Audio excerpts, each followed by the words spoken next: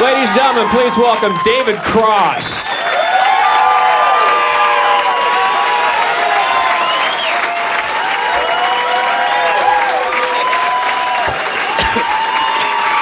Let's do this.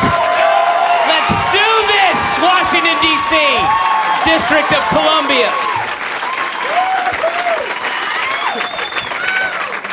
Thank you very much.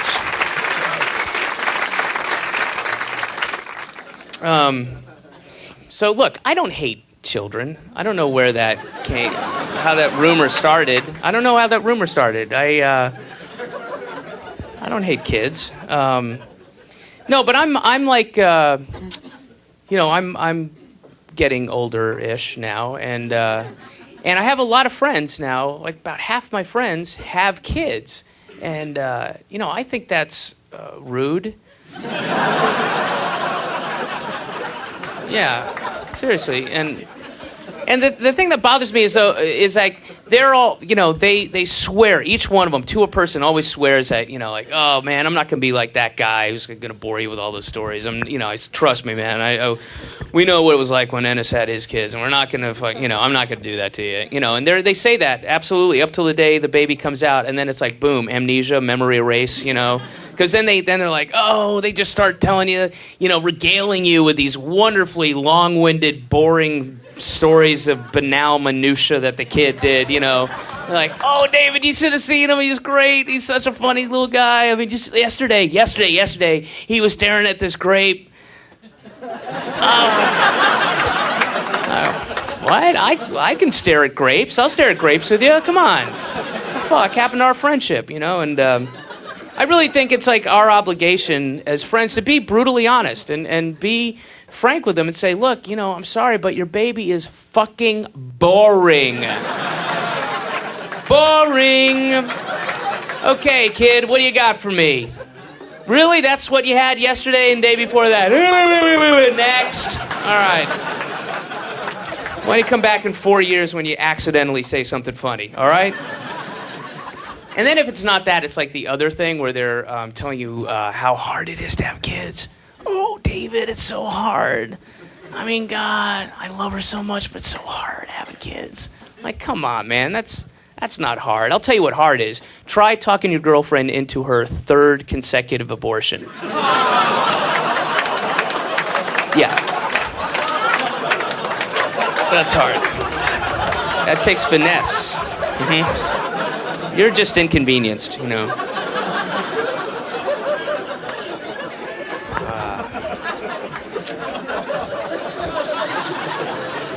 funny. Not funny, says she. Didn't like it. Don't like it. I know that can hit close to home for some people. But was anybody here aborted?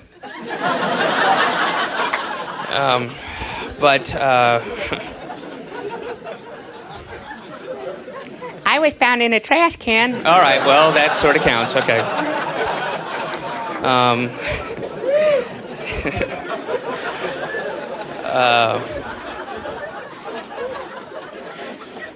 But I do believe this. My general observation, and I'm not saying this to sound ass-kissy or anything, but I do believe that on a whole, that women are definitely smarter than men, just on a whole. Yeah, absolutely. I do believe that. I also believe that dogs are smarter than women. So, if you... No? That one? You don't believe it? No. You believe that I didn't do a series of tests? You are right to not believe it, because that is, in fact, I'm going to go ahead and admit that I do not believe what I just said. It was what's described as a joke. I'll be telling a bunch of them here tonight. Another thing that is bothersome to me is the ban on fetal tissue testing. Boy, that seems so medieval and archaic to me, It's like they won't let it... I mean, it's because it's dead, Because nobody's advocating skinning babies alive, you know. Because then I would say, no way, that's bullshit. No way, you do not skin babies alive. I'm against that. But no, they're not advocating that because it's already dead.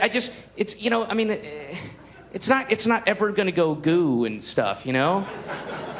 I mean, there should be a rule, like step back and go, okay, if you're that concerned, you can go ahead and play with it. And, if it plays with your back, then yeah, it's yours, take it. But if not, then, maybe we can, use it to help the guy who's alive in a lot of pain. No, just put it back. All right. But this, actually, I got this on another airline. I was reading this. This is great. This is in the In-Flight magazine, which is just the best journalism. They really dig deep. Man, if you want to find out 101 things to do with plums, just read your In-Flight magazine. All right. So this is in another airlines magazine, and this is called Miles for Kids. This is a letter from the president. And what he's doing is he's urging everybody to give up their frequent flyer miles for sick kids. And I won't read the whole thing, obviously, but basically says, this program uses frequent flyer miles accumulated in a special fund to provide free travel for sick and terminally ill kids who need to get to a particular destination to obtain medical care or to realize a special travel dream that would otherwise go unfulfilled. And that was the thing that made me go, huh? Would otherwise go unfulfilled? Because when I was reading this, there were 2 empty seats next to me. So why can't sick kids sit there, you know? I mean, if they're so concerned with sick kids,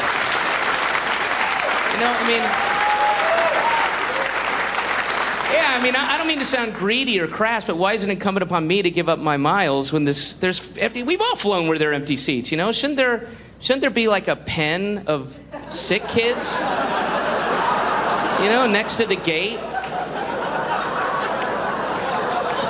So like, okay, kids, okay, 2 seats have opened up. 2 people were good enough to give up some of their miles so some of you could get some help. So we have 2 seats available, so let's see.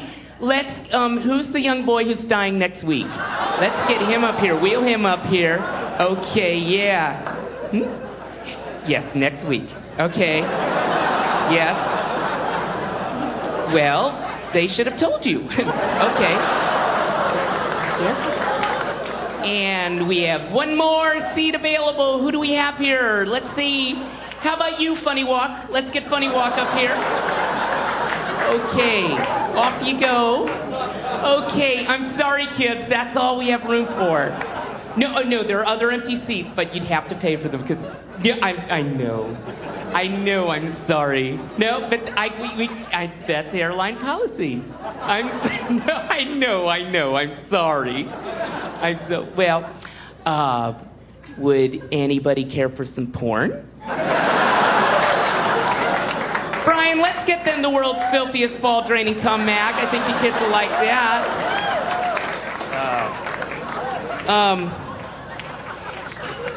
Man, it's very good to be here in Seattle. Thanks for having me, and thanks for coming down. I really do like it here a lot. So Seattle has one of my all-time favorite things that I've ever seen, ever, and it's at the Seattle airport. And what it is when you're coming out of the gate, there's a 9-panel painting, all right? And first of all, the airport, that's really where... that's where you want to hang your art as an artist, you know? That's like the highest echelon of...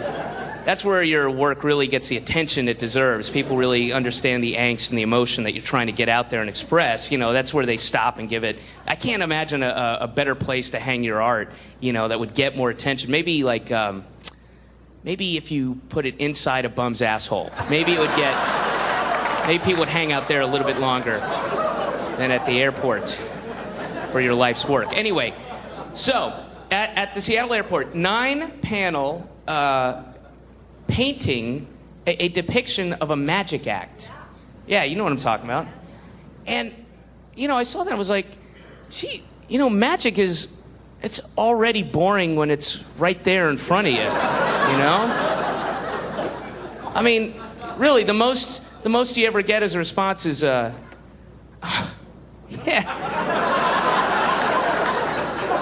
Yeah, that was my card. Can I go? But so they have a 9. It's crazy. It's like the first panel. There's the guy. There's the magician, and there's his assistant in the casket. And then the second panel, they open up the casket, and then the third panel, they start wheeling the casket around so you can clearly see that there's no wires or mirrors involved with this trick. And this isn't some bullshit trick. And then in the fourth panel, the guy gets in, and then they close the lid, and then they turn it around, and by now you're really emotionally invested in this. You wonder how it's going to turn out, and then so you get down there, and then you get to the end, and they open it up, and he's not there, and it's like, how did they do that? Wait a second. All right, I know. Okay, I see. He opens it up, and gets in. Now, there are clearly no wires. He's not escaping. I don't see him leaving, and then he gets. Oh, then he's not there. How did they? Oh.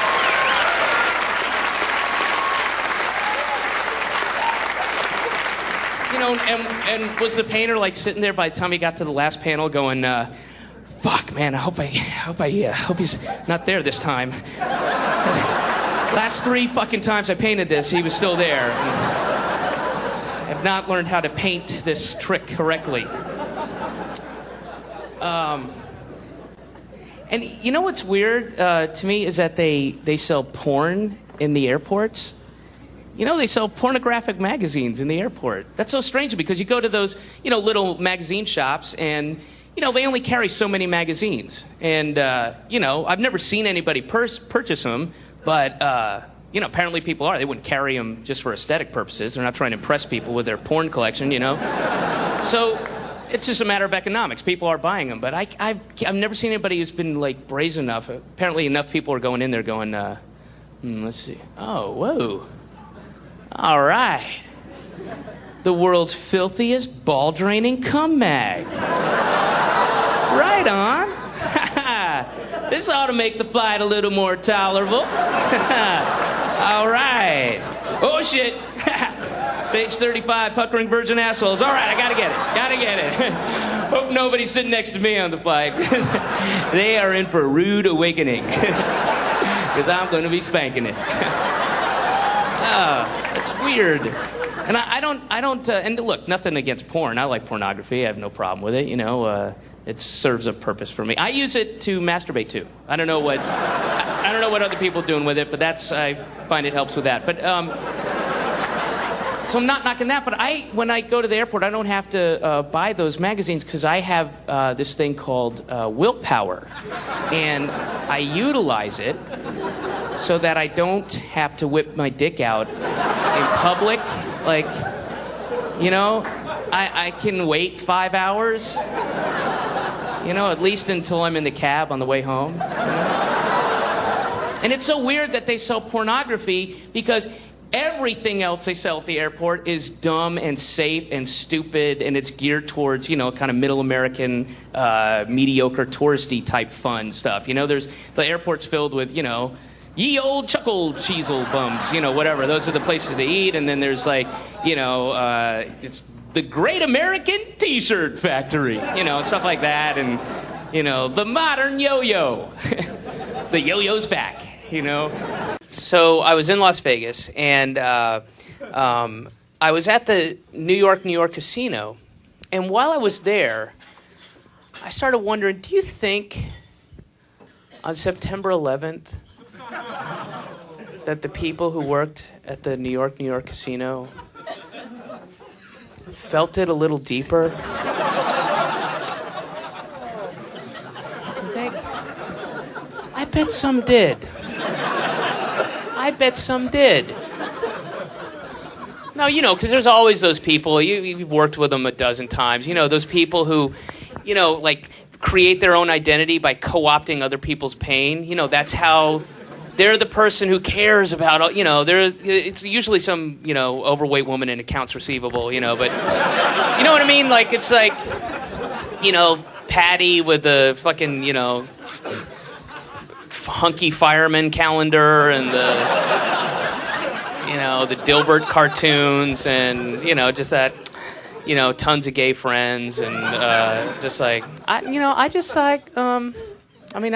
perfect night for me is curling up with my books, my Grishams, and I'm just lighting Yankee candles and taking a bath and have a chunky monkey, and just softly crying myself to sleep. Anyway, but they're always, the people, like some fucking kid falls down a well in Nova Scotia and they're fucking freaking out about it. And they're like, what did happen to the boy in the well? A guy just got stabbed to death 2 blocks away, but there's a boy in a well, But they're still telling that story. There are people that work there who are still telling that story to this day who just can't. I will never forget that. That day was so horrible for me. I'll never forget it. Because, as you know, I work at the fake Mulberry Street Pizza. And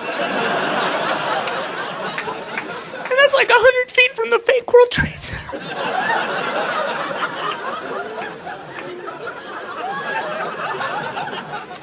I just think if I had been there, that could have been almost me, not me. Oh, thank God.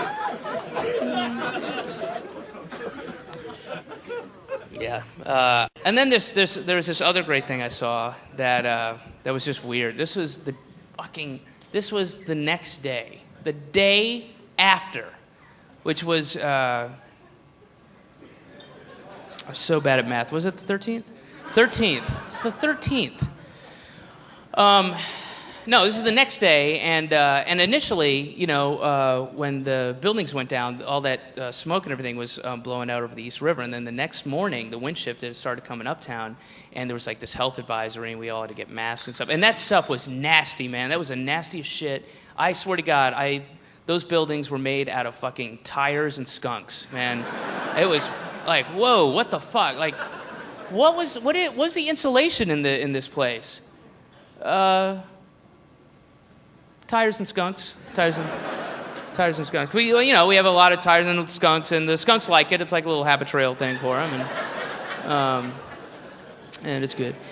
But anyway, so everybody's there's this real fucking health advisory. It's fucking nasty, and everybody's getting sore throats, and people are walking around. They urge everybody to get like filters and painter's masks and surgical masks, and some people have those like super duper gas mask things, with the things on the side that you can keep oats in or something like that, and but depending the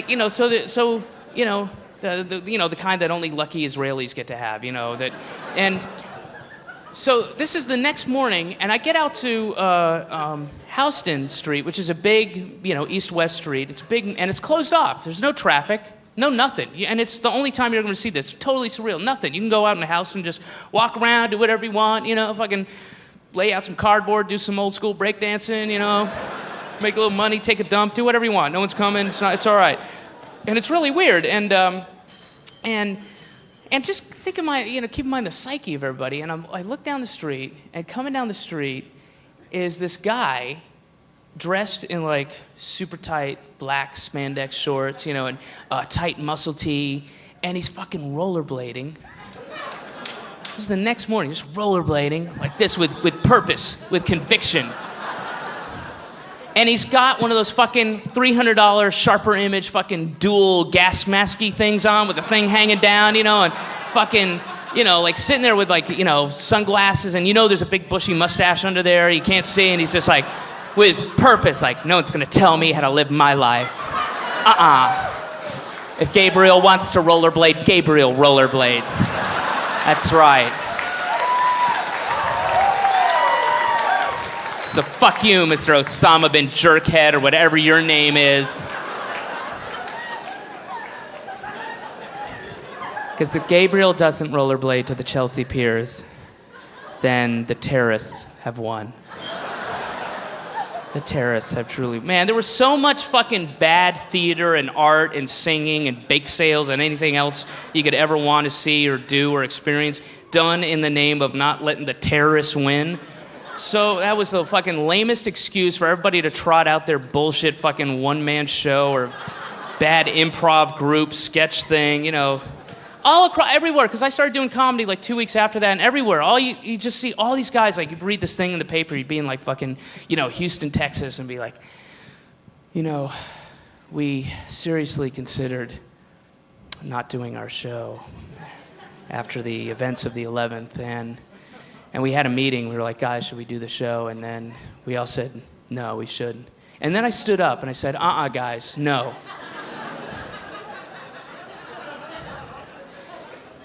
If Houston's own Assaulted Nuts improv group doesn't perform, then the terrorists have truly won. And we were like, yeah, that's right. The Assaulted Nuts will perform. Like anybody fucking gives a shit. Like Osama bin Laden's going, please tell me the Assaulted Nuts are not performing. No, what must I do? What more must I do? So many of those things, tons of them, not just that, tons of that shit. Tons of that crap. Man, if I don't fucking sit here in my apartment in the dark and jerk off to internet porn tonight, then the terrorists have truly won. I'm not going to let that happen. I'm not going to let that happen. Yeah, it's fucking just the worst, dumbest things. All these people have to get involved, So here's the second part to that story about seeing the electric scissors ad. I saw the ad for electric scissors during an episode of The Simple Life, which is a show that glorifies these two rich, giggling cunts who have no respect for anybody. Just vile people, awful human beings. And you get away with everything because they're rich, And then the blonde one will blow you, apparently. But that's, But here's the thing. I saw that ad for electric scissors during one of the highest-rated shows in America about these two rich, fucking mean pieces of shit. And I vowed that I'm going to retain that image every time I hear George Bush go, "The terrorists hate our freedom." You know what? I hate our freedom. Me, little old me, I'm an American. I fucking hate it. That's all we've done with it? We're fucking assholes, man. We are awful. Oh, man. The terrorists hate our freedom. Terrorists hate liberty. They hate freedom. They're freedom haters. We're freedom lovers. Shh, don't tell anybody. He's always like whispering that. Like, we're freedom lovers. They're freedom haters. Don't tell Canada. And seriously, if the terrorists hated freedom, then the Netherlands would be fucking dust, As would Denmark and Sweden and Switzerland and New Zealand and Canada and every other country that's truly freer than we are. But it's true. And I don't think Osama bin Laden sent those planes in to attack us because he hated our freedom. I think he did it because of our support for Israel and our ties with the Saudi family and all our military bases in Saudi Arabia. You know why I think that? Because that's what he fucking said.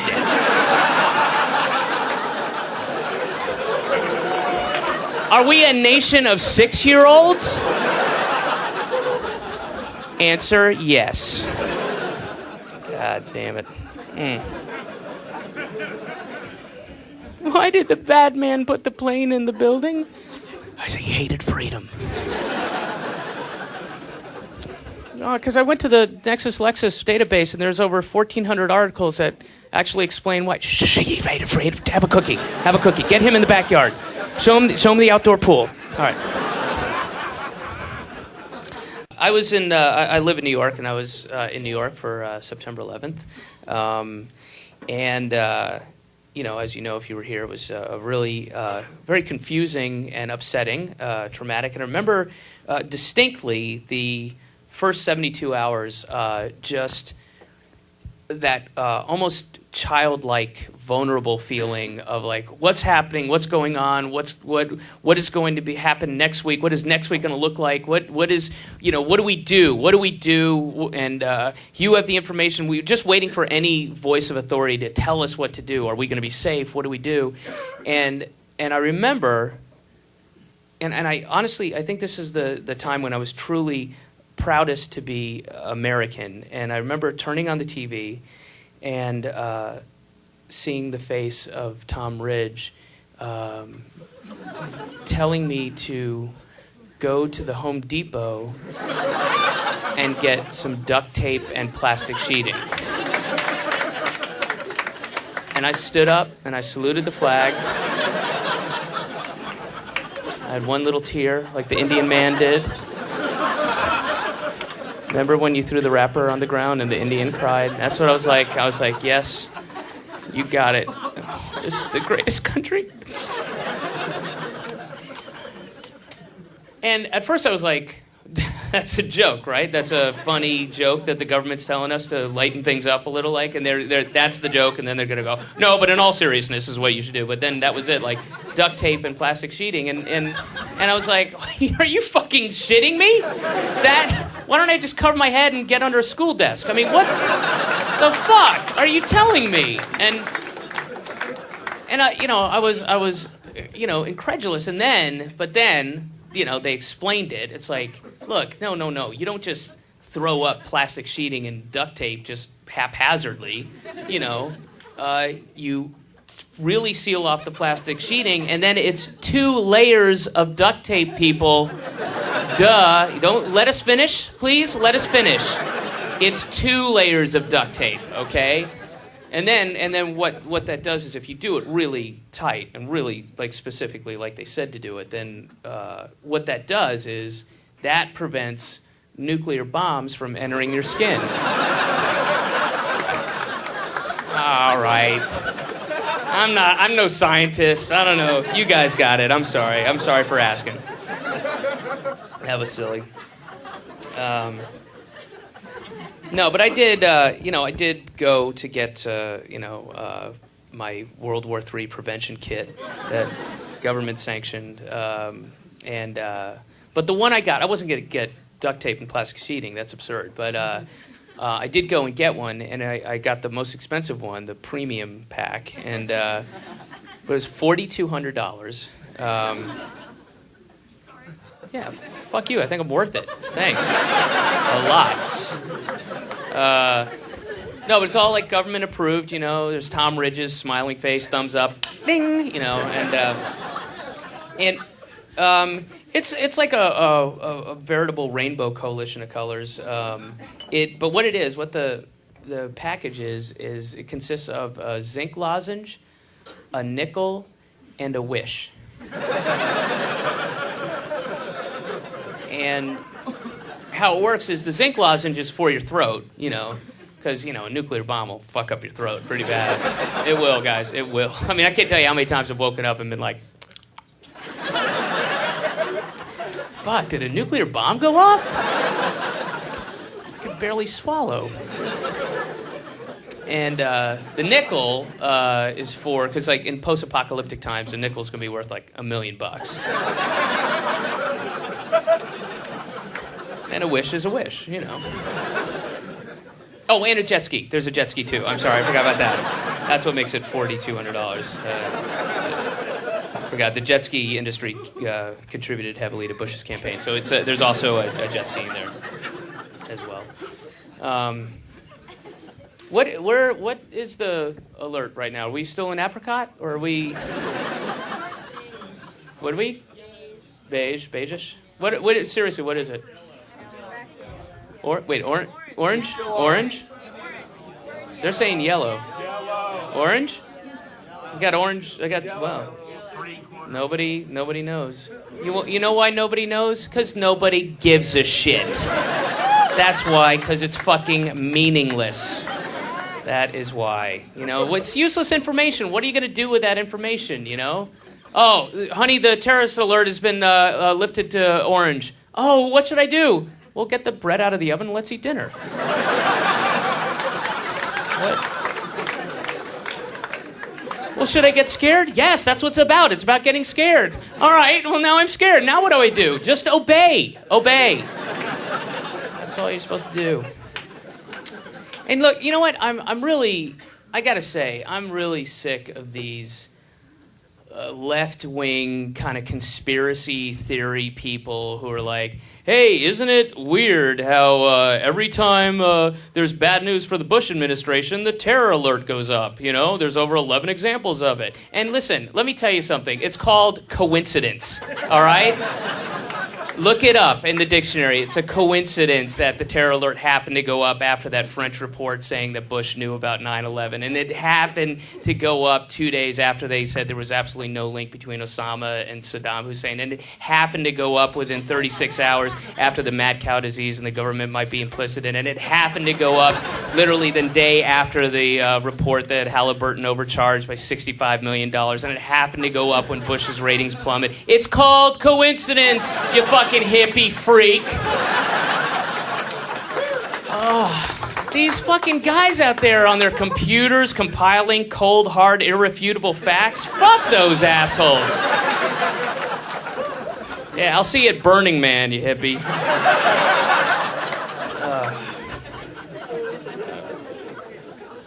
It is. It's great. Every time. In fact, the next time the terror alert goes up and you haven't been reading the papers, go back 2 days and see what's buried on page A24, because that's where the shit is. Just bad shit, raise the alert. I'm sure there's a guy in the White House. They've given him his own room. That's all. That's his job. Is just hang out, eat sandwiches, play PlayStation 2, and just when some bad news comes down, like, oh, yeah, flip that thing. Derek, flip it to orange. Yeah. Wait, hang on a second. What's that? Oh shit, really? All right, the president just killed and ate a Jewish baby. Better flip. You know what? Fucking juice that thing to red. This is not going to look good. Democrats are going to have a field day with this one. I don't know how Robo is going to spin his way out of this. Wow. Why did he do it? Well, he just said he wanted to. That is, like, that's the only evil, crazy thing for Bush, to do that's left. I mean, he must be getting bored. He must be, like, trying to devise all these ways to get attention. Like, when is anybody gonna notice all the terrible shit I'm doing? What do I have to do? Am I made of fucking Teflon? Jesus. Here, watch this. Hey, Jaime, smile for the cameras. That's good Jew baby heart. Oh, yeah. What are you going to do, Grandma? We're at war. What are you going to do, vote for Kucinich? Bring me another Jew baby. I'm invincible.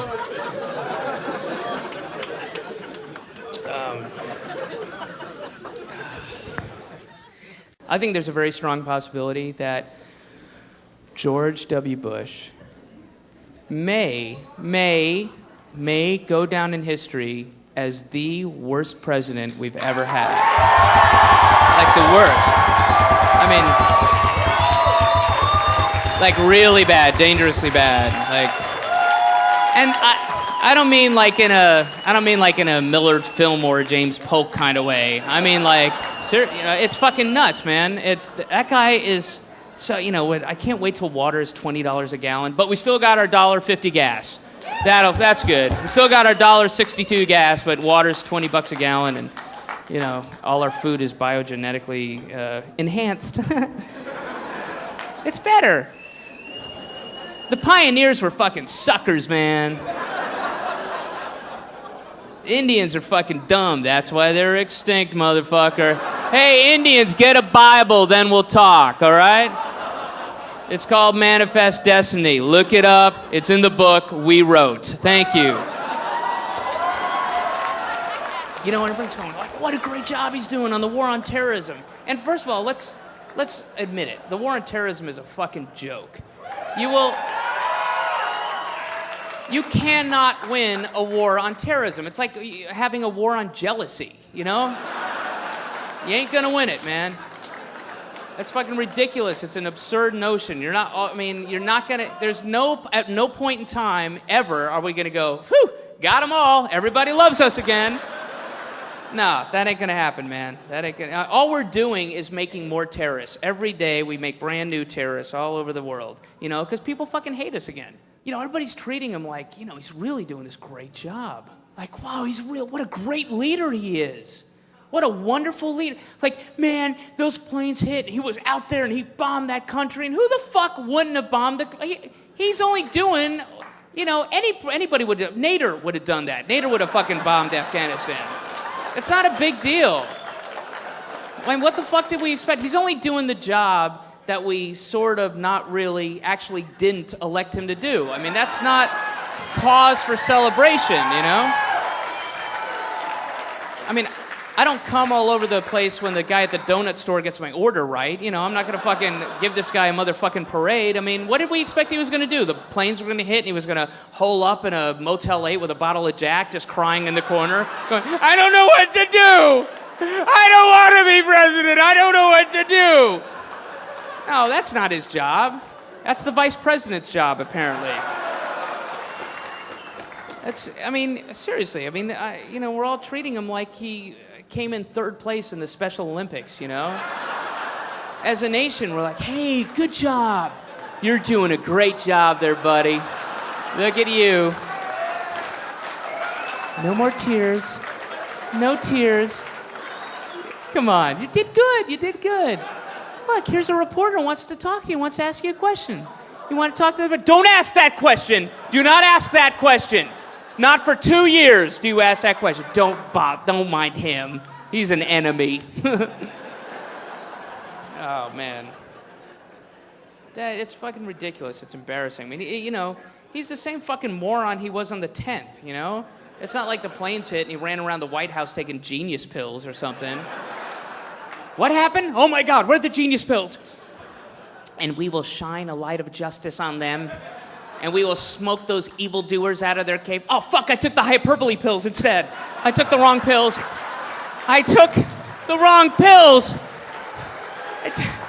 The pills that made me talk like an 8th grader.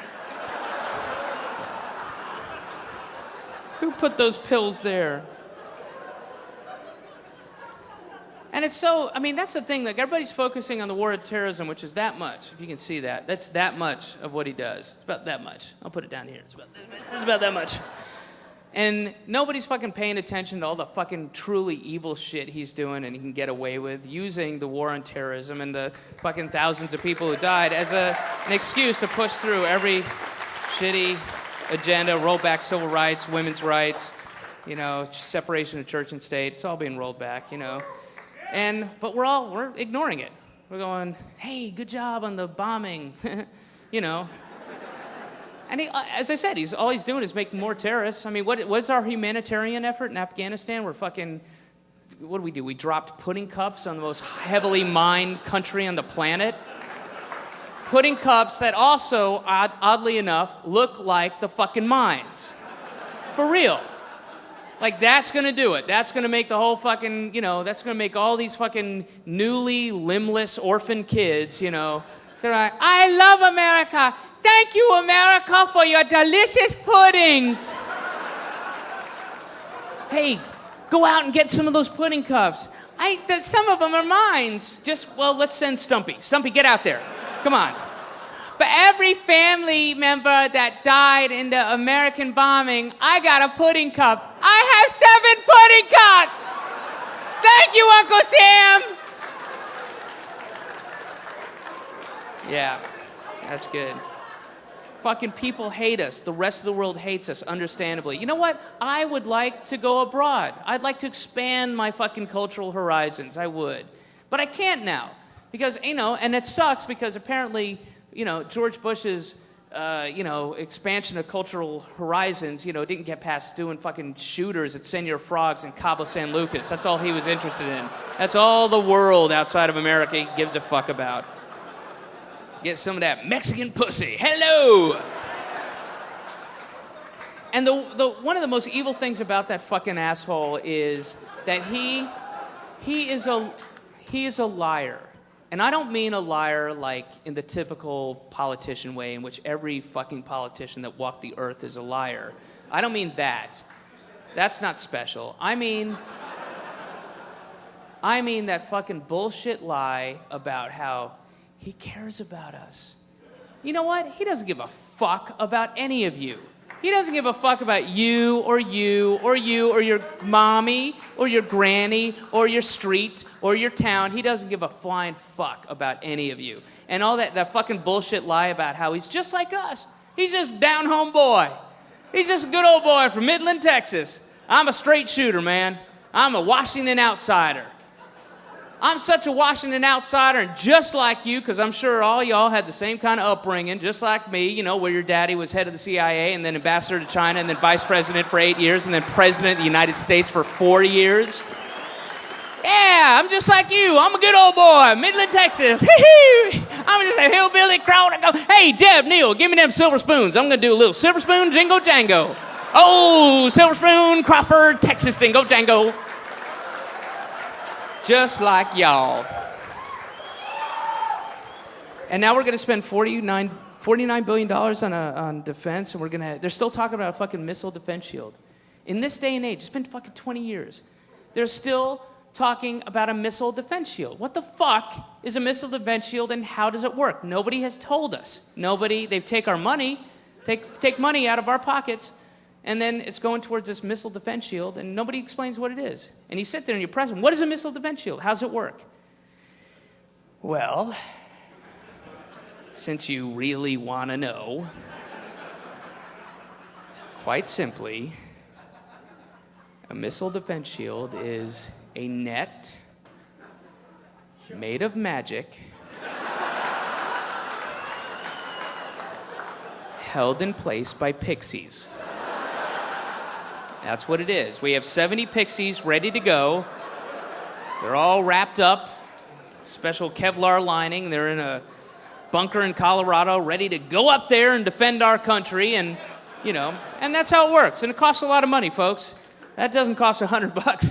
That's what a box cutter shield would cost. That's what you guys seem to be wanting. What we're going to do, all right, yeah. So, yeah. And now he wants to privatize Social Security. He's going to take Social Security and invest it in the stock market. That's fucking insane, man. Have you followed the fucking stock market? I mean, why not just fucking bet it on a horse, you know? What the fuck? Why don't you take all of our future ability to house ourselves and medicate ourselves and feed ourselves and clothe ourselves and put it all on Papa's mustache in the third? Yeah! That's good! Come on, Papa's mustache! Come on! Oh boy, this is gonna be big. Yeah. Oh man, so I was watching that show. The show where there's a guy on stage, and then everybody in the audience believes that he has contact with the dead, and spirits talk to him. No. It was church. It's church.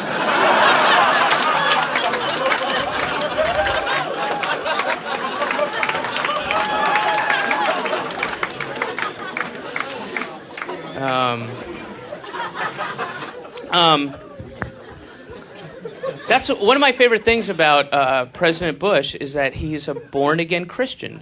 He's a born-again Christian, which means, in all seriousness, this is true, that he believes that, I don't know, like probably 2/3 of this room is going to burn in hell for all of eternity. And that gives me comfort as a rational, sane citizen of the free world. And that's great. And this is actually true. President Bush actually said this. I'm quoting. He actually said, he hasn't made up his mind yet about evolution. That is a tough one. I mean, on the one hand, you've got, the Bible and everything the Bible says, and then on the other hand, you've got facts.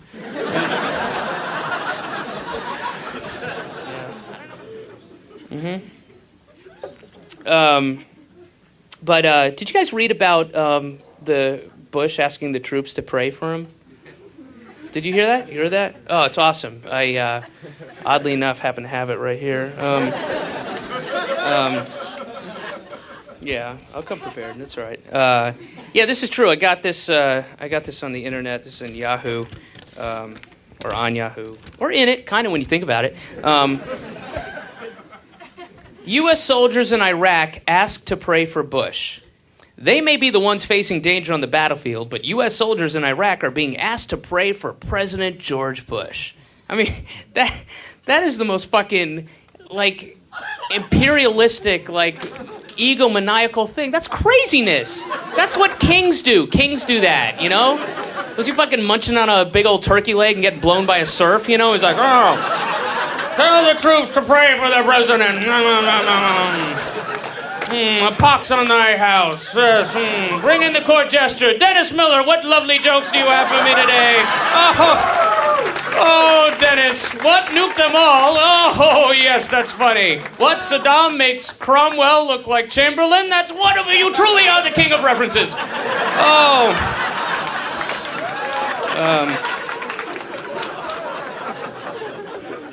Okay, Okay, check this out. The pamphlet produced by a group called In Touch Ministries, which is, you know, kind of an unfortunate name, you know. You know, don't you? You'd think somebody in the organization would be like, hey, guys, hey, I was just thinking, you know, because you know how so many people in the clergy like to fuck little boys? I'm wondering if maybe... Shouldn't we call it, like, Sunny Side Up or something like that? Now, check this out. Thousands of Marines have been given a pamphlet called A Christian's Duty, a mini prayer book which includes a tear-out section to be mailed to the White House, pledging the soldier who sends it in has been praying for Bush. Not only do you have to do it, but you have to fucking prove it. While you're at war. Yeah, I know, we've been getting a lot of lip service from you there in the tank division, but fucking put your money where your mouth is, asshole. Fucking go to Tikrit and find a mailbox, all right? But this is crazy. I mean, these kids, these poor fucking kids, like these 90-year-old kids who are fucking scared shitless, you know, in the 100-degree heat, 50 pounds of shit on their back, getting shot at by other 19-year-old kids who are also scared shitless, who don't get Fox News, so they don't know everything's okay, you know? And they're like, fucking, fuck out, pray, man, pray. Like, oh, God, oh, dear, I am committed to pray for you. Oh, God, for your family and your staff, and our troops during this. Oh, no. Oh, God, must finish prayer. God, please see to it that President Bush has the strength to finish his lobster salad. Please show him with your guidance the courage to cut $14.4 billion out of the veterans' budget. Oh, thank you. Now I may die. All right. Thank you. It's all right though. I know that looked pretty serious. I'm a professionally trained actor. But just so you know, it's okay. The fictional soldier I was portraying was actually killed by friendly fire. So it's not as bad, you know. It isn't. It's not as bad. That's why they came up with a euphemism. That's my favorite euphemism in war, is friendly fire. It's like, Ms. Henderson, we have some bad news and some good news. What? What is it? I'm afraid your son was shot to death in Iraq. Oh my God, that's terrible. What's the good news? Oh, it was friendly fire. It was right neighborly.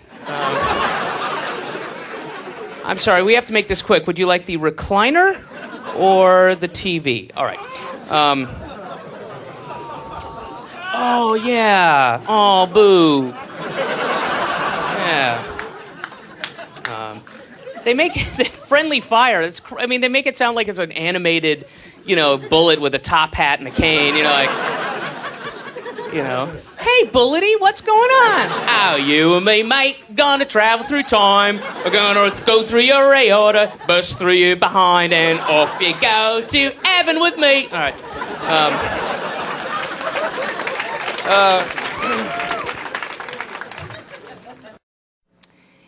Has that flag-waving, cheerleading, rah-rah bullshit stopped or died down at all? Really? It's still going? Fucking, what a bummer that shit is. Oh, I get it. The first, week, I get it, especially when it's, firemen around, you wave it at the firemen, you go, yeah, but, after, 4 months, and you see these fucking, trophy wives with their fucking $80,000 Lexus SUVs driving around with flags, you're like, shut the fuck up, stop it. You're just encouraging more bombs, stop it. It doesn't mean anything to you. It's just a completely empty gesture. It's like, what does that mean to you? It means united we stand. No, I read the bumper sticker. Tell me in your words what it means. It means these colors do not run. No. Okay, yeah, I get it. So it's just, they're just part of a club. They're just excited to be part of the flag-waving club on their street. Look, we're all waving flags. Ha ha ha ha. Flags! Hooray! And it's so fucking such an empty gesture and so full of this crass commercialization. Fucking 24 hours after those fucking buildings went down, people all over the country are going, I own a flag distribution thing. Hello, ribbon money. Hello, flag money. And it was 3 days later when you couldn't turn on the TV without seeing those fucking infomercials for the Freedom Kit. 12 different size flags you can stick everywhere. The Freedom Kit for $14.99. And then upgrade for $10. Get the Patriot Pack. 10 different flags. 10 more flags. 10 bigger size flags. Be a better patriot than the people who get the Freedom Kit. Outdo your neighbors in patriotism. Let them know you're better than the Freedom Kit people. 27 different flags. Stick them on your cars. Stick them in your windows. Stick them in your office. Stick them on your cubicle. Fucking shove them up your ass. We got special flags to shove up your ass when you're sleeping. No reason not to be a patriot when you're asleep. Come on, don't let those terrorists win. If you don't have a flag sticking out of your ass, the terrorists win. Always have flags. Give your children flags. Everyone should have a flag. All the time, at all times, flags. Eat the flag. Eat it. Special edible flags. Have flags grafted on the inside of your eyelids, so all times you have flags. Have flag pills to eat, and then you shit out a flag. That's true patriotism. Don't be asleep on the job here, America. So order today. All flags made by Chinese prison labor. Guaranteed. Guaranteed.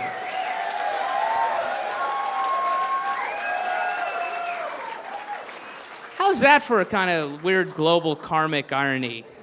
There are guys, there are dissidents in China making our flag so that people who remain willfully ignorant in this country, these guys, people are in jail for expressing the opinion I'd like to have more papers to read, Yet we live in a country where you actually have access to the news and nobody wants it. They don't want to get the real news. I'm too busy to get on the Guardian UK website. That's the fucked up thing. I gotta read other countries' papers to find out what's going on in my country. That's fucked up. That ain't right. That shit ain't right. And I don't know for sure. I need my beer for this. I don't know for sure, and I won't know for many years. It's gonna be quite a while. But, that's another thing I love is when anybody, gears their advertising to a younger demographic and they try to skew stuff, and hip it up and, sell it to the younger folks, because they always fuck up, And then they attribute these qualities that don't, to products that don't merit them, like eggs or something. And they have this new campaign, Henderson Valley eggs! You're gonna love our eggs! Yeah. This ain't your daddy's egg. and skateboard. Finally, an egg for my generation. You know, and they have these bending guitar notes, and then they intercut it with like a quiet, like granny on a rocking chair, you know, sitting. They go, "I like eggs the old-fashioned way." Fuck you, Granny Bruce. Medicine Valley egg. You're gonna love our eggs. So that's just, I don't know. So I saw an ad this is like a week ago. I saw an ad on TV for electric scissors. Fucking, yeah. You know what I'm talking about? The electric scissor ad. Fucking, that's crazy. When is this shit gonna stop? I mean, this is all this trying to invent these things that are, you know, able to save us time and you know, like, I mean, what's next? Like nuclear-powered thought glasses or some shit like that? I mean, I don't know. It's like, ostensibly, an electric scissor is, you know, basically because, you know, it saves you the trouble of this. Ow, fuck. Ow, fuck. Fuck me. Ow, that fucking hurt. Oh. I can't even mime it. All right. Now I understand. All right, I get it now. I'm going to do the rest of the show from down here. I get it. Oh, there's got to be a better way. That's just ridiculous. It's really getting a bit much, you know. I mean, ostensibly it's to save time, I think. It's a time saver, you know, and then, because it'll save you over 2.7 seconds. And, you know, that shit adds up. That shit adds up, you know. By the end of your life, you know, and you're ready to die, and they're coming to, you know, death quietly and nurturingly takes you by the hand and says, "It's your time," and you're like, "But I used electric scissors for 40 years. All right, well, you got another 3.5 minutes then. Oh, goody. What should I do? I don't know. It's your 3.5 minutes. You saved it up. Oh. I'm ready now. Yeah.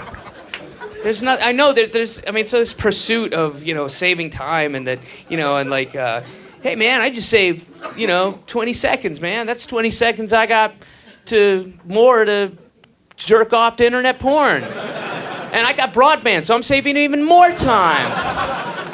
It's awesome. What a wonderful futuristic society we live in. You know, and there's some guy in a shed right now, you know, trying to invent, like, you know, a battery-operated battery installer. Never worry about installing your batteries ever more with this battery-operated battery installer. How do you get the batteries in there originally? Oh, fuck! I didn't think of that. Oh, my time-saving device. Like, hey, man, hey, what's up? Oh, dude, I would love to go to the Evanescence concert with you. Oh, dude, they're totally rad. Are you kidding me? No, I've been into them since, like, October. Yeah. Yeah. When is... Oh, it's tonight? Oh, no way, man. No, I cannot... No, I gotta cut some shit out of the paper. Yeah, like a recipe for apple brown Betty. And a really funny family circus. Yeah. PJ mispronounces spaghetti. Yeah. No, and he calls what? Pusketty. But that's not it, dude. Listen. No, but he also he calls meatballs meatbulbs. I know. That's why it's going on the fridge. No, but I can't. I'd love to go. I gotta cut that. Well, when is the show?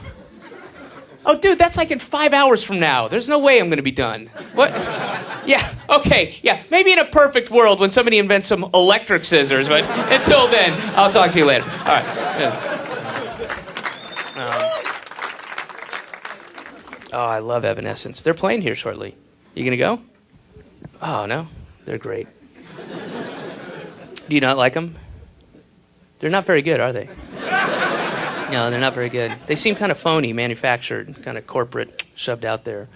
Yeah. I don't like any of that fucking POD stain bullshit. I don't creed nonsense. Seriously, it's just that fraudulent shit.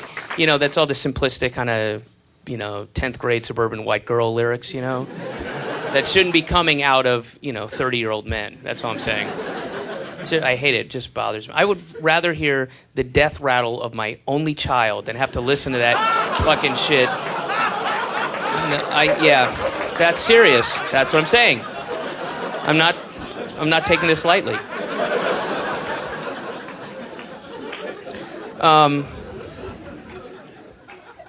So I'd like to talk briefly about the tragedy in Denver, and of course I'm referring to Elway retiring. No. All right. Yeah, no. But there's been this, huge cry about, violence in the media. Violence in the media. Violence in the media is the cause of it. And you know what? Everywhere I fucking turned, that thing was repeated constantly, ad nauseum. They fucking had it live on every station. They kept repeating the bloody guy coming out of the window. That's fucking violence in media. What are you talking about? It's like, and clear, people, the kids in Kentucky, took out like 2 guys. The guys in Arkansas took out 3 people. The guy in Clayton, Georgia, shot 6 people, didn't kill any of them. They're fucking blips in the news. Nobody's talking about that. So clearly the lesson here is, fucking have your shit together, and fucking do it right. Get your maps, get your bomb things. I mean, if you really want to be, in violence in the media and be the big story, that's what you got to do. It's so hypocritical and it's disturbing. It's garbage to me, and I don't like the leap in logic that it's violence in the media. That's what those, because they act like violence didn't exist before TV shows and natural born killers. Like the guy who climbed the bell tower in the '60s in Austin, Texas. What was the violent movie he watched before? I can't remember what it was. And I'm sorry. What was what were the video games that Hitler used to play? Before he went out, and what were the video games he gave to the entire German Republic? Yeah. I mean, it's it's ridiculous. And here's the thing. Like, look, if you just program Touched by an Angel and Providence and Family Practice and that bullshit, I'll fucking kill somebody, all right?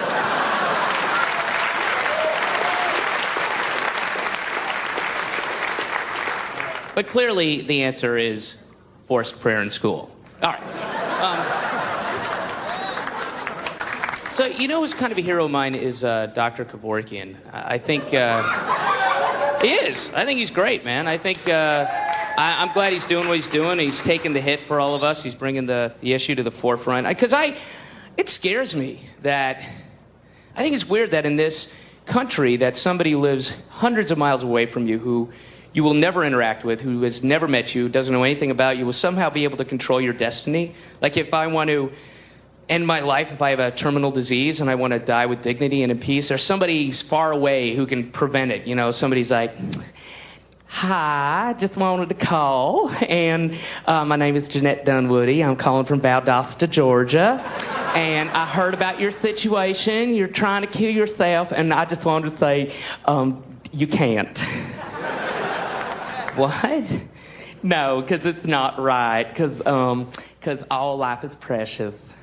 Well, no, my life's not precious. I've been reduced to a shit and piss factory. That's all I do. I hurt always. I can't do anything. I'm going to die within a year, and I'm in pain constantly. I just want to go with dignity. Oh, but, no. Because of the Bible. I don't believe in the Bible. Well, I do, silly. All right, great. Good. That makes sense. It makes a lot of sense. All right. I don't understand this obsession with our dead bodies that we have. It's really strange to me. Like, people go, so would you rather be cremated or buried? I don't give a shit. I do not care. I don't know, you can fucking do whatever you want, man. I'm dead. I don't care, because I can't. I mean, at least get some use out of my body, Give it to a bunch of necrophiliacs or something. Yeah. and let him have a big old circle jerk over me. I don't give a shit. I'm not going to take it personally. I'm not going to be offended, you know?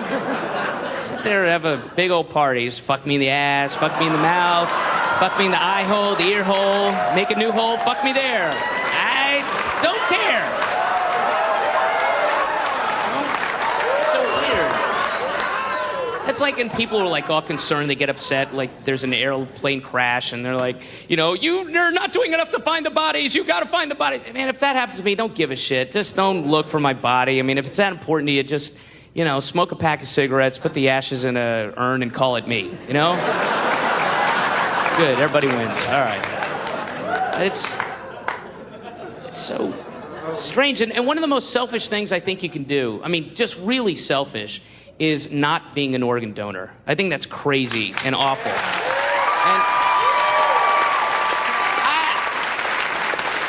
I don't think anybody in the history of heaven has ever been up there going, God, I wish I didn't give up my kidneys. I gotta pee like a fucking racehorse. You know?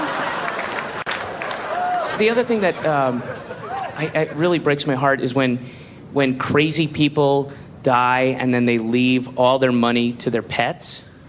Oh, that's so sad when you read about that. You know, some crazy old lady leaves $500,000 to her kid, you know. And all my money goes to Miss Cinderella. So she can live in luxury like the princess she is.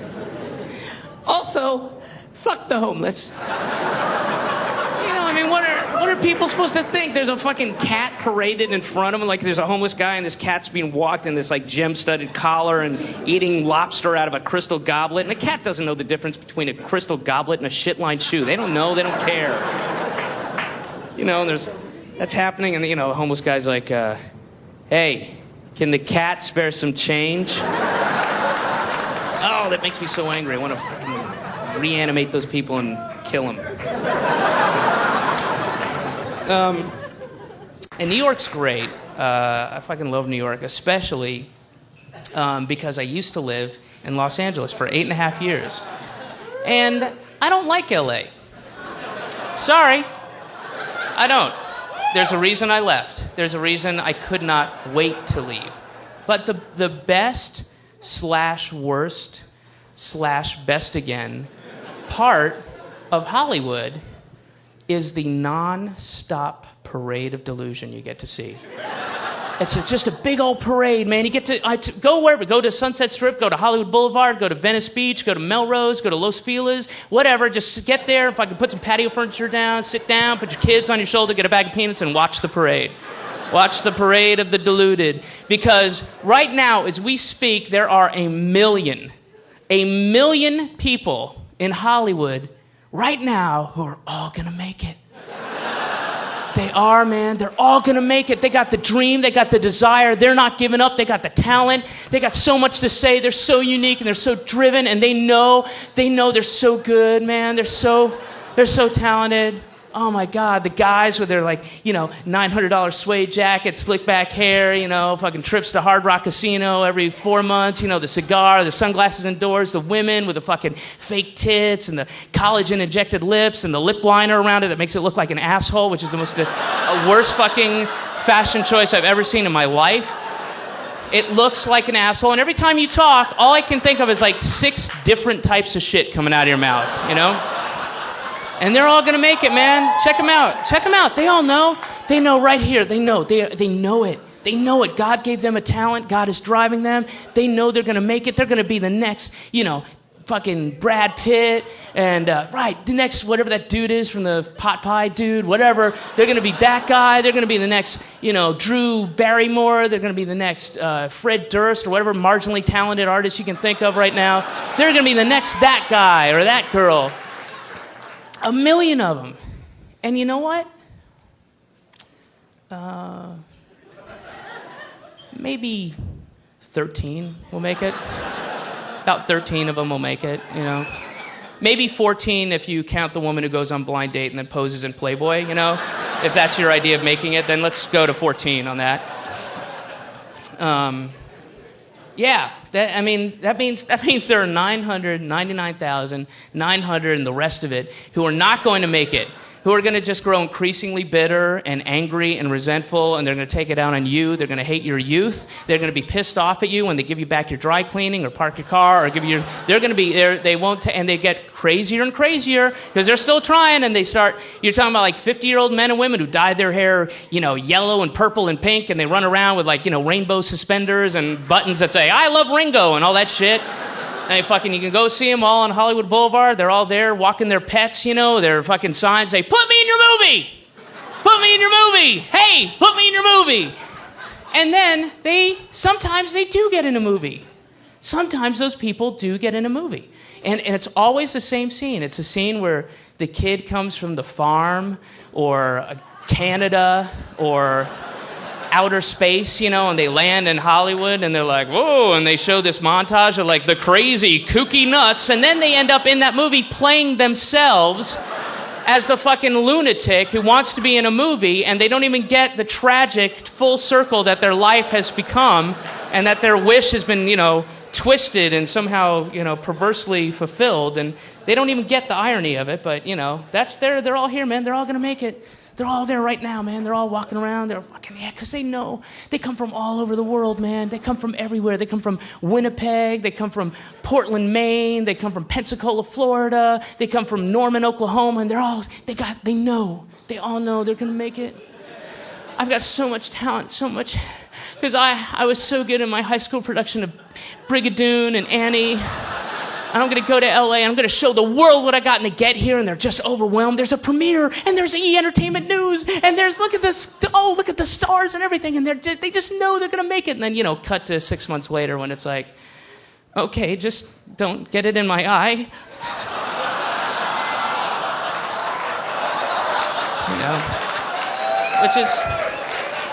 Which is true. True story.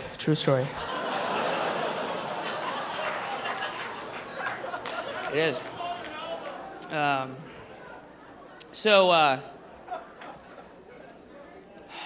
And John Ashcroft, our Attorney General. John Ashcroft. That guy is the most Russian of all. That guy is the most Russian and Chinese of all of his entire cabinet. I mean, he's the Attorney General. This is a guy who couldn't fucking get elected. After he had served for 4 years in his home state, he lost the election to a dead man. Did you know that? John Ashcroft, he'd already served, and now he's running for election, lost to a guy who'd been dead for 7 weeks. The voters of his state, when faced with that choice, in the voting booth were like, ooh, yeah, that is tough. All right, do I go with the right-wing religious fundamentalist nut or the rotting maggot-infested corpse? Yeah, this is truly a lesser of two evils here. I don't know what to do. Gotta go with the corpse, because that guy is fucking insane. That guy's nuts. That guy actually believes that calico cats are a sign of the devil. They're messengers or harbingers of the devil. Do you know that? He believes that. Your Attorney General believes that black tabbies are harbingers of the devil. That's what he believes. And let's extrapolate that a little bit. That means that the Attorney General actually believes in the devil. He believes in a little red guy in the big fire and brimstone place that's way below us. We haven't figured it out, found where it is. I mean, it's billions and billions of light years. I think it takes literally 17 million years to get there, to hell or heaven, but it's somewhere down here, somewhere way down here when you go straight down to it, unless, of course, the Earth is rotated, and then you have to go up and then around, and then because hell is always there. I don't think it just rotates with the Earth. I'm not sure how that works, but they didn't have science when they wrote the Bible, so they're fucking morons anyway, so they're all guessing that it's down here. It's way below us. The Prince of Darkness got in a fight and got thrown out of heaven. And then, so that means he believes in a devil guy with fucking tail with a hook in it and horns, and a pitchfork. He's a little guy with a pitchfork. I'm the devil. Hey, devil, what do you got that pitchfork for? That's so I can do my hay work. All the hay that burns up on contact here. In hell, no, all right, well, I'll tell you what it's for. My pitchfork is to give evildoers little pokes in the tuchus. That's what it's for. That's what the pitchfork's for. Hitler. Get back to gnashing your teeth. I'm the devil. Wee-hee. Ha. Fucking. The devil wants your soul. When is that contest going to be over? When do they fucking calculate the souls in heaven and hell and they go, we got a winner. We got a winner. Contest is over. All right. It's absurd, man. And then he also believes, Ashcroft also believes, oh yeah, you know, besides that other stuff, he gets anointed with cooking oil by his daddy every time he takes office because it's in the Bible. Do you know that? And he spent, you know, instead of like helping to prevent September 11th with all the clear information he had, he would rather spend time and money draping with these velvet what am I with the robes? Velvet curtains, draping a statue of the Lady Justice, whatever. I don't really know the name or the title. I'm like Ashcroft. All I see is that work of art, that sculpture, and I cannot think of anything but that bare breast. He had it draped because the Lady Justice has a bare breast showing. You hear what I'm saying? A dirty, dirty, filthy titty. Filthy. You women should be ashamed of having those things. Fucking clothe those things. Put cloth on them. Lots of cloth. And don't stop there, man. Go get a burqa. Wear that thing too, man. Because I see a lot of sex in here too. It's dirty, filthy, dirty, dirty titty. Dirty, dirty titty. And I kind of know what he's going. I mean, I know I can relate because several years ago I went to Europe and I was in Florence, Italy, and I was at the Uffizi Art Gallery. It's beautiful, all this 16th century Italian Renaissance artwork. It's gorgeous, man, just beautiful stuff. And I like Ashcroft. I went through the same thing where I just could not help myself. And I was there, and I'm looking at all this beautiful artwork, and I fucking tore that fucking painting down and just started fucking it. Fuck that fucking painting. Fuck it. Fuck it. Fuck beautiful fucking erotic pornography. Because a naked woman equals porn. Fucking, I can't go to museums. I can't go to museums without fucking just dropping my pants and going, fuck. Right? I mean, yeah, right? Because it's dirty, it's filthy and erotic, a naked woman. Oh, fucking, you just want to rape it. Rape that painting, man. Rape the fuck out of that fucking statue. Because Ashcroft, he's going in there at night, when there's, the janitors are gone, and he's getting in there at the fucking halls of justice and, just sitting there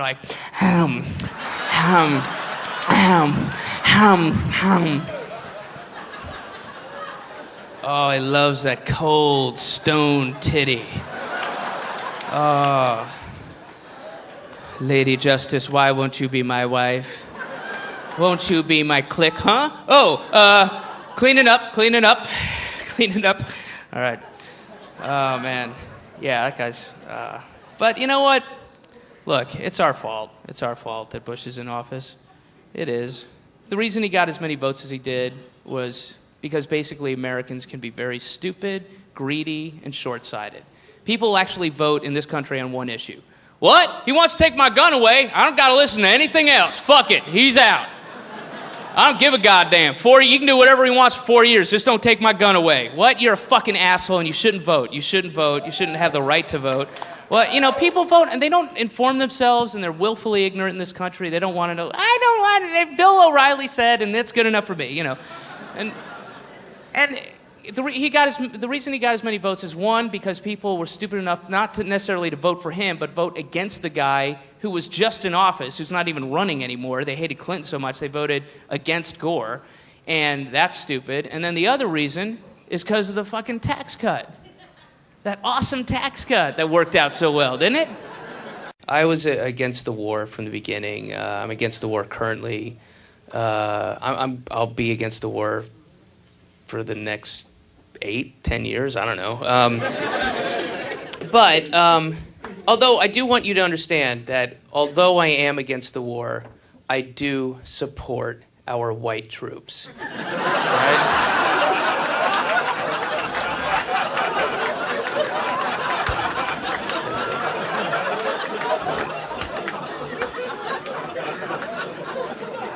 No, I'm kidding. I'm not a Republican. Why would you think I'm a Republican? I'm not a member of the Party of Inclusion. Long list of wonderful, tolerant, inclusive people.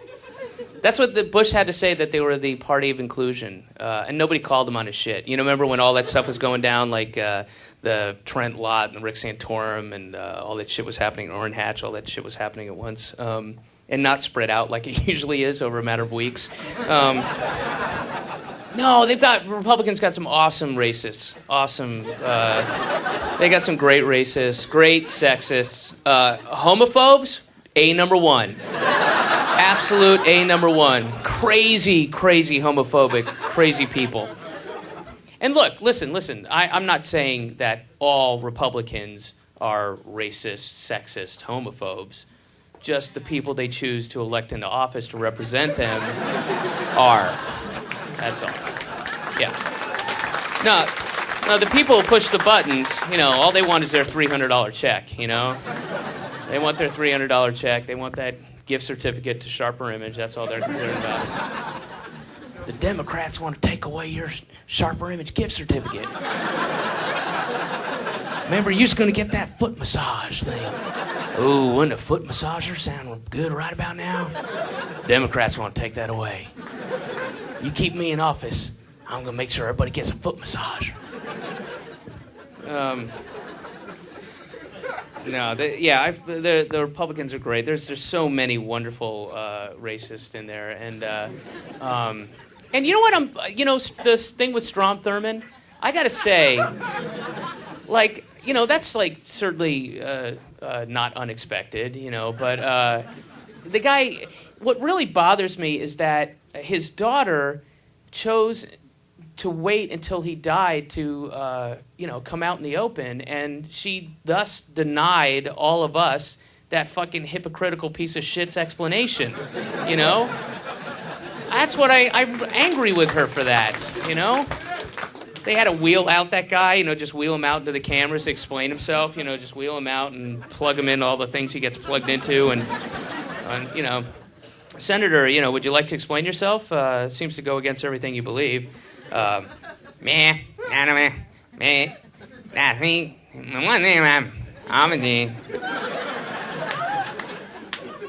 he has an interpreter for him. So the senator says the one thing he's always said, man, I'm among them, but I ain't gonna give him a neat way. Senator says that he will fuck the help, but he will not give them a decent wage. That's what I mean. You know, money. He says that's what he believes, and pussy's pussy.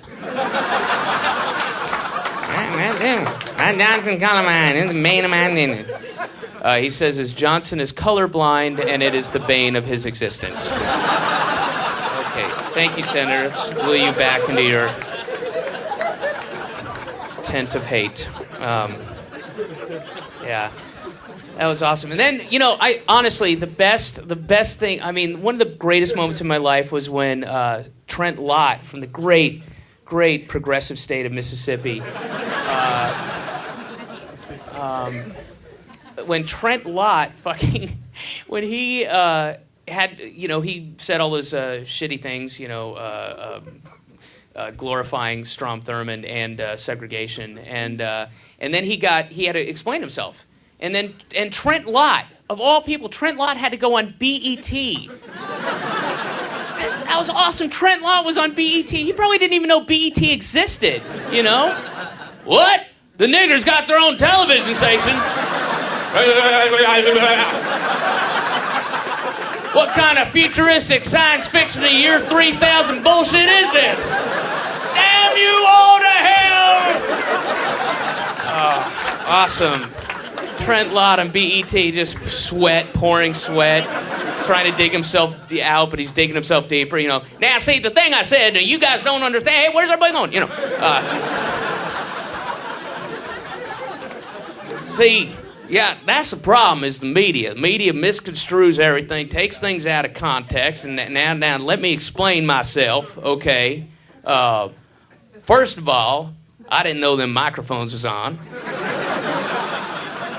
Okay. And second of all, I misspoke. I made a mistake. It happens. I'm a human being, and I apologize. We all make mistakes, and what I originally was thinking in here came out when it came down through this way and came out. It was a different thing. I got discombobulated. Okay? So when I said that all niggers are faggots, what I meant was all faggots are niggers. Totally different thing. Totally different thing, ladies and gentlemen. You come to Mississippi, I'll show you a good time. I'll show you what I'm talking about.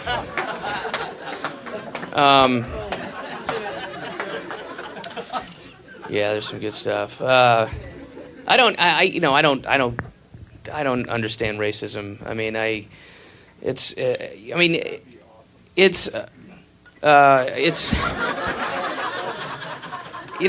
it has to be taught to you. I truly believe that. It's not an innate human quality. You're not born with that hate. You're not born with that kind of. No baby's first words are, the Jews got all the money. It's not. You have to be taught that, and so I don't get it. And I grew up in the South, and there's a lot of racism there, and I grew up outside of Atlanta and then moved from there to Boston. So that was like, out of the frying pan and into the other frying pan. All right.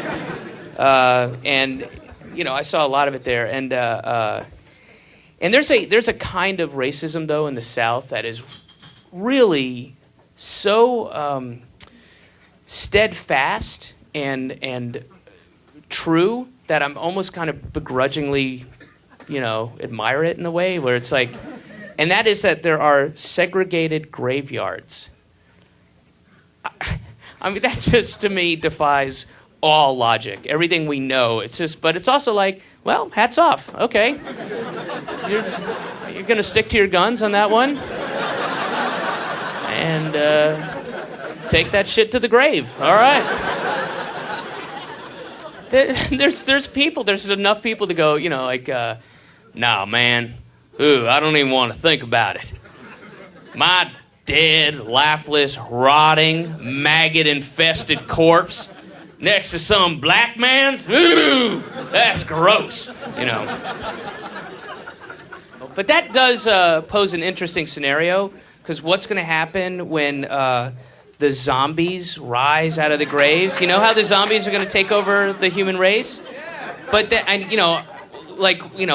that happens, however that happens, I don't know, the assistant at the mortuary fucking flips the nuclear switch and then the radioactive sandwich falls into the lightning bolt or whatever it is. So it's just all these skeletons that they're going to take over the human race. Like, we must take over the human race. Wait, what were you? I'm black. Fuck you, nigger. You can't come. What? No, but I'm a skeleton. You can't tell. Fuck you. Another one of my favorite Republicans is Rick Santorum. Yeah, good man. Sensitive, very sensitive, tolerant man. Who, amongst other things, there was that big flap because he lumped in with sodomy, which is, code for butt sex.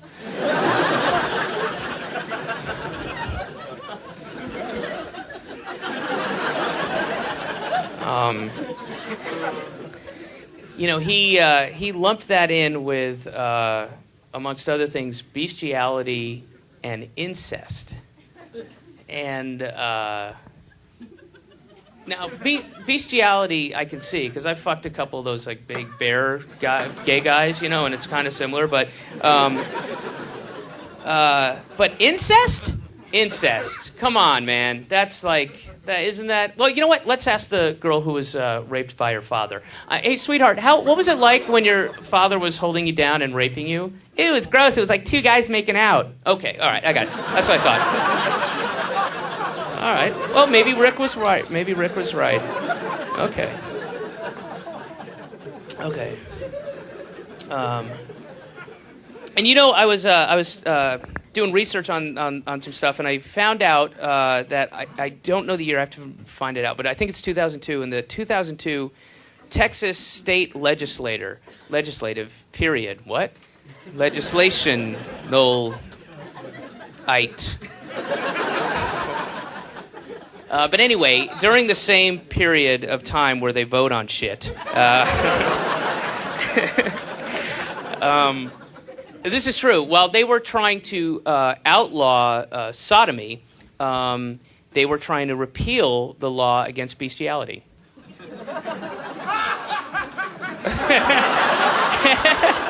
It's true.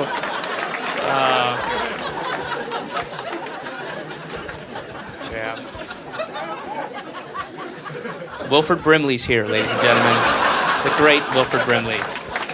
That was a hearty laugh. I like that.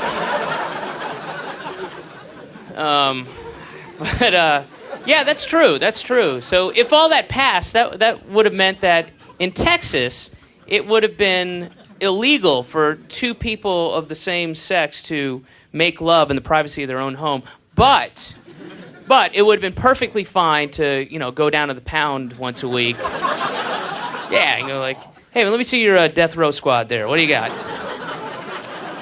Yeah, take that German Shepherd over there. And, chocolate lab. Let's try that. And hello, Chihuahua. All right, take them all down and get them home. Get that. You got plenty of duct tape left over, so get that duct tape. Duct tape their paws down. And then just give them a good old legal Texas dog fucking. Legal Tejas style. Yeah, that's right. Get that. Whoa, officer. Whoa. What's that? No, sir. No, they're dogs. No, I know it must have looked funny from out there.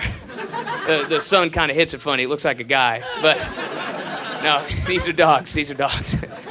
No, they're all straight. Thank you. All right. Do not mess with Texas. Don't mess with them. Seriously, though, if you had to, what animal would you fuck?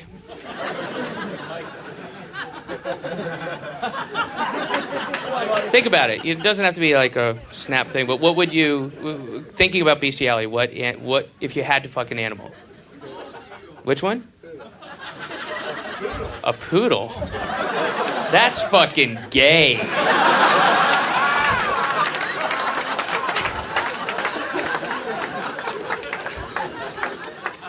I can't believe you answered that question.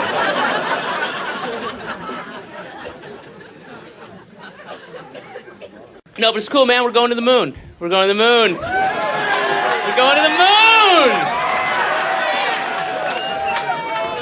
Hey, man. Let me say something. People are fucking upset about this. I think it's great. I think you have to. You have to go to the moon. We have to sink all the rest of our money into the moon. I mean, if you... First of all, I didn't know there was oil up there. Apparently there is. We found some shit out. We're gonna put a man on the moon. Let's put a man in an apartment. How about that? Maybe we should check that one out first. It's fucking cold out. No, we're gonna make a space station. Robots are gonna go up to the moon and make a space station. That's for real, and a lot of people, a lot of people think that's ridiculous and it's a waste of money and all this shit, but I disagree.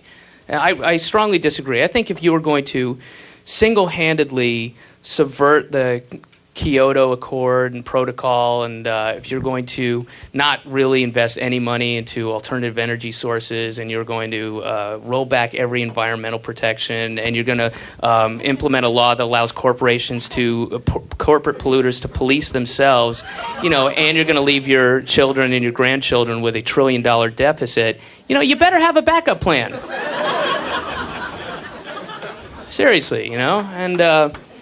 I just can't wait for people to explain to, the homeless and people who need medicine, like, please, I just need, my children have terrible asthma. We live next to a refinery and my daughter is dying. We need asthma medicine. Can we have some? Oh, no. We're going to send a robot to the moon. Oh, that is comforting news. Thank you. That's what I think is going to happen, is that we're going to find out that, all this is great. We're all going to go along with it. We're going to plunge in this terrible, horrific deficit, but we're going to have a beautiful, beautiful space station up on the moon. But then we're going to find out, it's only for rich people. Did you think you were all coming? No, the meek inherit the earth. I don't know if you read the Bible. No, it's beautiful and plush up there. We got it domed up there. It's awesome. Yeah, it's awesome. Went to a really, really fancy restaurant. This is not too long ago. It was a super, super fancy place in New York. It was one of the top restaurants in America. It's called Jean Georges, and it's in the Trump Building by Central Park. And the thing is, I'm certainly a lot better at it now, but I've always had this problem, this self-consciousness when I'm in a fancy place or like flying first class or something, where I get kind of uncomfortable and just assume everybody's looking at me like, I won some sort of contest or something, and I'm obviously I'm a lot better about it now, but I still have that feeling like people, if I'm in first class section, somebody's like, oh, look, honey, the Make-A-Wish Foundation is flying a boy out to... So anyway, I go, and I'm more uptight than my girlfriend is, and we go make reservations. I get there, dress really nice, and put in my reservation, or, my name, and the guy goes, okay, we'll have your table ready for you in a minute. Have a drink at the bar. I was like, okay. And I go over and order a glass of wine, and then 3 minutes later, little guy in a tuxedo comes over, and he's holding this, silver, tablet thing that's, slightly bigger than his hand, this, whatever you call it, and he comes over and he goes, Monsieur, your table is ready?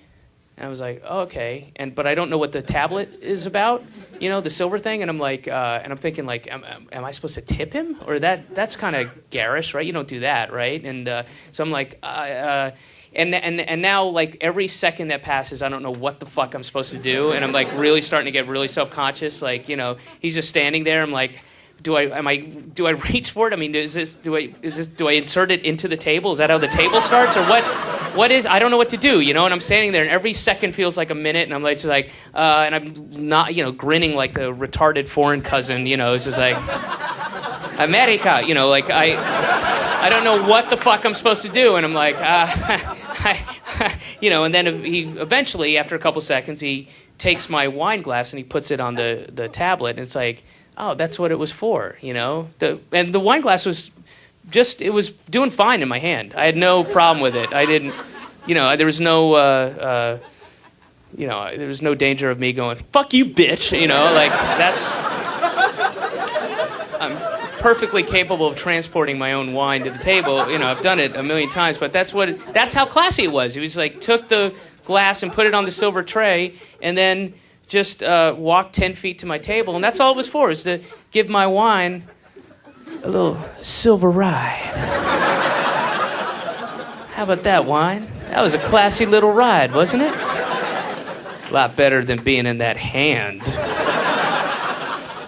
And we're sitting there, and it's really good food, and we're enjoying it. And then about halfway through the meal, I have this epiphany, and I realize, and I go, wait a second, you guys, this isn't worth $500. Come on. Where's Ashton? Where is he?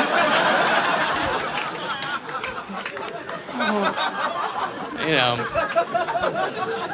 And no, but it was good. It was good and everything. But then at the very end of the meal, you get the dessert. And there's every course. There's like 7 courses, and each course is like 3 things in the course. And then we get the very grand finale, and the dessert thing is this big, hand-carved like chocolate mountain thing, and then on the top of the chocolate is a real sheet of real gold. Exactly.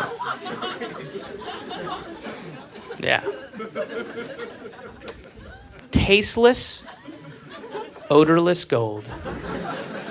To eat. And I thought, wow, man, if that isn't the ultimate fuck you to poor people, I don't know what is.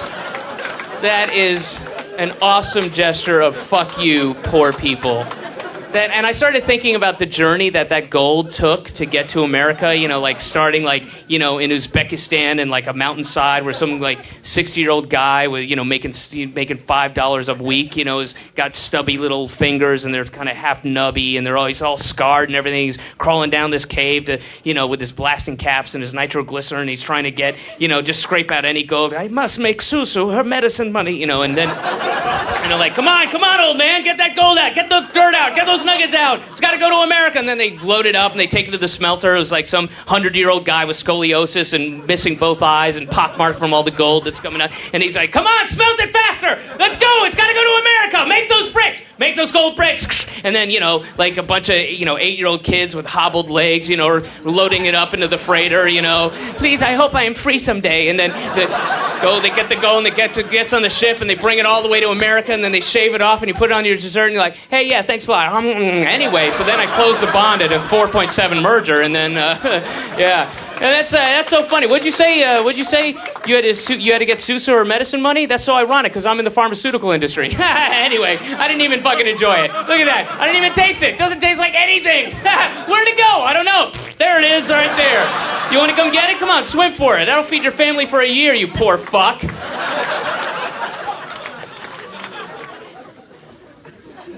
So I'm gonna go, but before I go, I just wrote this up. I realized that Martin Luther King's Day is coming up, and I'm gonna celebrate it the way most people celebrate it.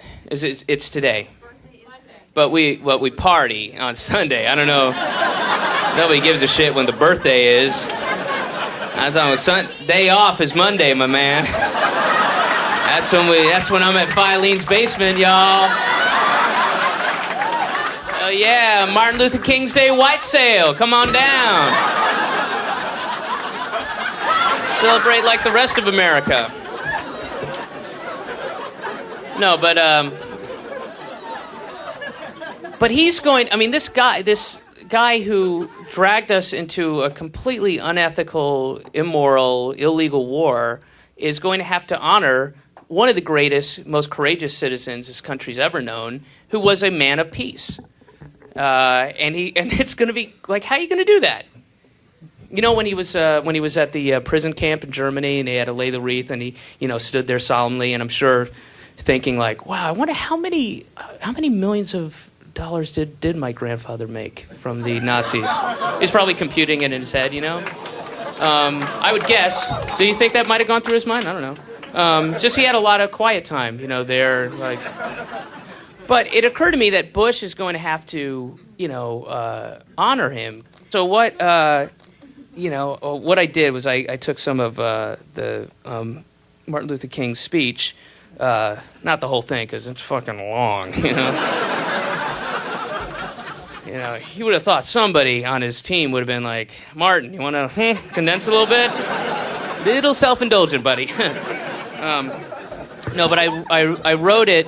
I took his speech and then wrote addendums for President Bush to read. And I have a dream that one day this nation will rise up and live out the true meaning of its creed. We hold these truths to be self-evident, that all businessmen are created equal. And I have a dream that one day on the red hills of Georgia, the sons of former slaves and the sons of former slave owners will be able to sit down together at the table of brotherhood. And then the sons of the former slaves will stand right back up and clear the tables.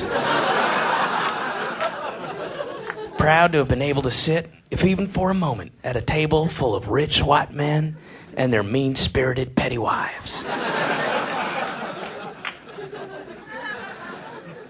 I have a dream that my 4 little children will one day live in a nation where they will not be judged by the color of their skin, but by the content of their character and how much they excessively drink, smoke marijuana, and snort cocaine. Sorry, it's in their genes. I have a dream that one day even the state of Mississippi, a state sweltering with the heat of oppression, will be transformed into an oasis of freedom and justice. I must say, however, that I have absolutely no expectation that this dream will ever come true. It is just a dream, so, remember, a lot of times they're all crazy and weird, nonsensical stuff happens. In fact, who am I kidding? Oasis of freedom in Trent Lott's backyard? All right, let's skip that one, my bad. Let freedom ring from every hill and molehill of Mississippi and every mountainside. And when this happens, when we let freedom ring, when we let it ring from every tenement and every hamlet, from every state and every city, we will be able to speed up that day when all of God's children, black men, white men, Jews and Gentiles, Protestants and Catholics, will be able to join hands and sing in the words of the old spiritual, free at last, free at last. Thank God Almighty, we are free at last. Then, immediately following that, God will wage a holy war against these same vile, dirty subhumans and send Jesus to earth where Armageddon will rage. Fire will engulf the earth and all non-believers, black men, white men, Jews and Gentiles, Protestants and Catholics, and Muslims, especially Muslims. Oh man, are they in for it. They'll wallow in a lake of fire for all eternity, and there'll be much wailing and gnashing of teeth. Will I ascend to heaven on a chariot made of chocolate and feathers? There I will sit at God's side, enjoying the fruits of 70 brown-eyed virgins. I have a dream. Oh boy, do I have a dream. All right, ladies and gentlemen, thank you very much. And good night.